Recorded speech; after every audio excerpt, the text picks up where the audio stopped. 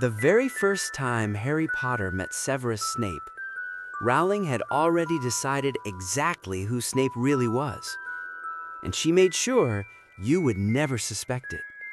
Welcome back to Wizarding Lab, everyone. We are in Chapter 8 of Harry Potter and the Philosopher's Stone, The Potions Master. This is the shortest chapter in Book 1, but do not let that fool you. Rowling packs more misdirection per page into this chapter than almost anywhere else in the entire series. And she does it so smoothly that most readers only realize what happened after they have finished all 7 books and come back for a second read.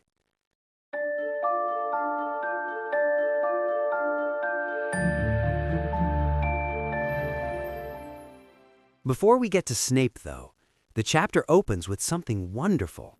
A proper introduction to Hogwarts itself. We are told that Hogwarts has 142 staircases. Some of them are wide and sweeping, some are narrow and rickety. Some vanish on certain days of the week. Some have steps that collapse underneath you if you are not paying attention. The moving staircases, which became one of the most iconic images in the films, are described here in the books with real specificity. You can step onto a staircase heading toward one floor and end up somewhere else entirely. The castle does not just contain magic, the castle itself is magic. Its architecture breathes and shifts. We also learn about the portraits. The people painted inside them move. They whisper. They visit each other's frames. They have opinions. This is not decorative detail. It will matter later in ways you cannot imagine on a first read. And then we meet Argus Filch and Mrs. Norris. Filch is the caretaker of Hogwarts, and from the moment he appears, the book makes it clear that he takes genuine pleasure in catching students doing things they should not be doing. But Mrs. Norris is something else. She has lamp-like yellow eyes. She seems to sense things before they happen. She appears around corners as if you knew you were coming.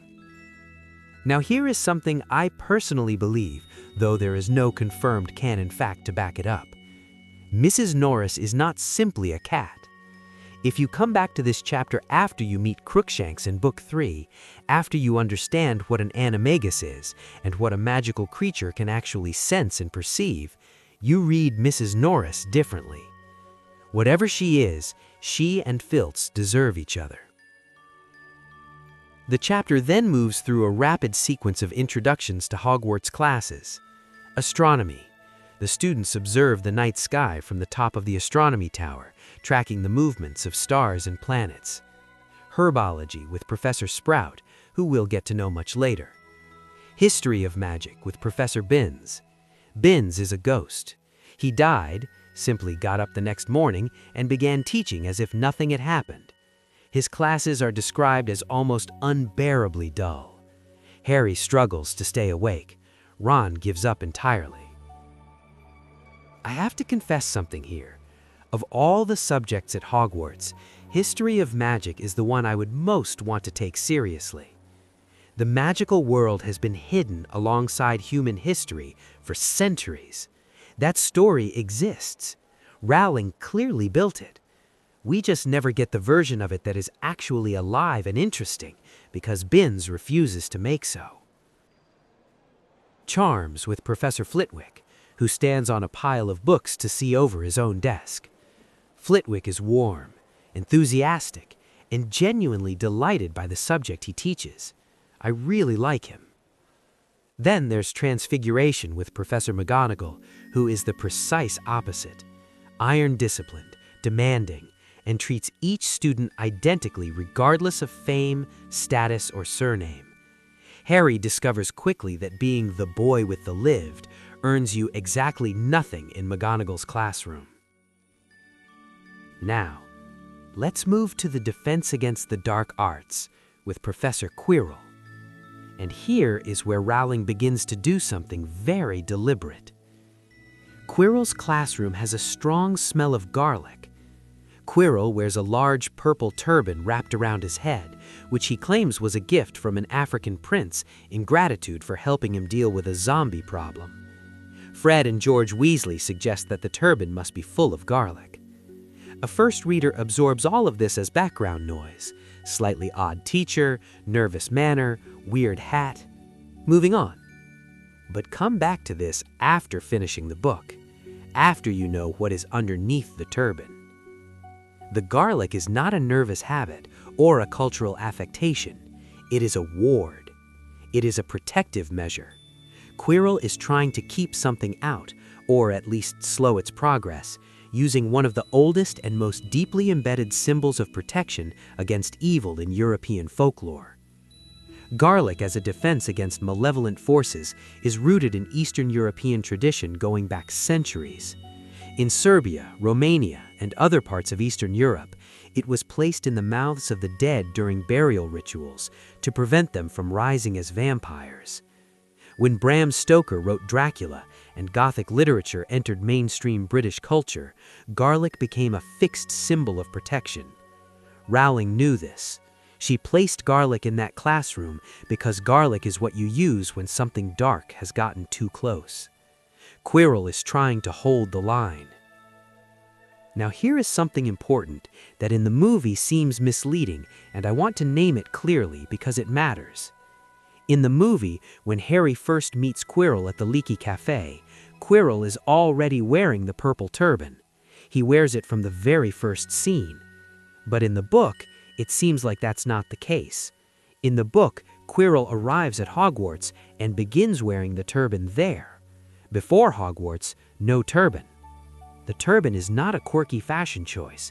It is something that becomes necessary once Quirrell is within the castle, once he is close to whatever he came to find. The timing in the book is a clue. The film erases that clue entirely. Now, the chapter arrives at its title, Potions. Professor Severus Snape. Alan Rickman gave Snape one of the most iconic screen performances in the history of film adaptations. For a generation of viewers, Snape is Rickman. The voice, the pauses, the controlled contempt, the way he could say a single line and fill it with 30 years of complicated feeling. A lot of the love that fans carry for Snape as a character grew in the space Rickman created between the words. But the Snape of the books is darker and more morally complex than even the films fully capture. He's a gray character, yes, but a gray that leans very hard toward dark black at certain moments and in certain directions. Rowling writes that Harry had been aware that Snape did not like him. Then she corrects herself immediately. Harry had been wrong. Snape did not merely dislike Harry. Snape hated him. That single sentence is a miniature masterpiece of redirection. The class itself is extraordinary. Snape does not begin with pleasantries or a welcome.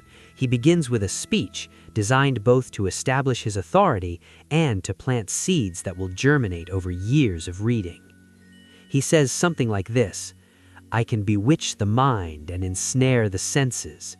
I can tell you how to bottle fame, brew glory, and even stopper death. Even stopper death. Read that sentence again after you finish Book 6, after you understand who Snape is and what he was trying to achieve and what he was willing to sacrifice. That phrase is not dramatic flair. It is biography compressed into 3 words. Then Snape turns to Harry, Mr. Potter, our new celebrity. He begins asking questions. What is a bezoar? What is the difference between monkshood and wolfsbane? Harry doesn't know any of the answers. Hermione's hand shoots up for every single question. Snape ignores her entirely. He keeps his eyes on Harry. Neville Longbottom is at his desk, sweating. When Neville attempts a simple potion and makes errors, Snape stands over him with controlled, deliberate coldness and tells him he is doing everything wrong. Neville's hands shake. His cauldron begins to melt. The mixture splashes and burns Ron's arm. And Snape assigns Neville the blame, while doing absolutely nothing helpful to prevent the accident he could see coming. Snape does not just dislike Harry, he distributes his contempt to anyone he perceives as weak or undeserving. Neville Longbottom receives some of the worst of it, and Neville has done nothing to Snape. Nothing. Harry snaps back. When Snape presses him on questions Harry cannot answer, Harry gestures toward Hermione and says, "If you want someone to answer, she's right there with her hand up." It is insolent. It is also not entirely wrong. Snape takes 5 points from Gryffindor. I have to be honest, the point deduction is deserved. Harry crossed a line in how he spoke to a teacher in a classroom. Snape's conduct throughout the lesson is questionable, and in many ways genuinely cruel. But the questions that were asked from Harry were not unfair. He was asking from the book that was already with them before the classes began, and they could have read as Hermione had. Snape here displayed perfectly that fame is not everything. Also, Harry's response was not appropriate either. When Harry behaves badly, there is a cost. Here, the cost is fair. The information scattered through this class, Bezoar as an antidote, the properties of various magical plants and stones, will return. In Book 6, a Bezoar saves a life. Remember this class when it does.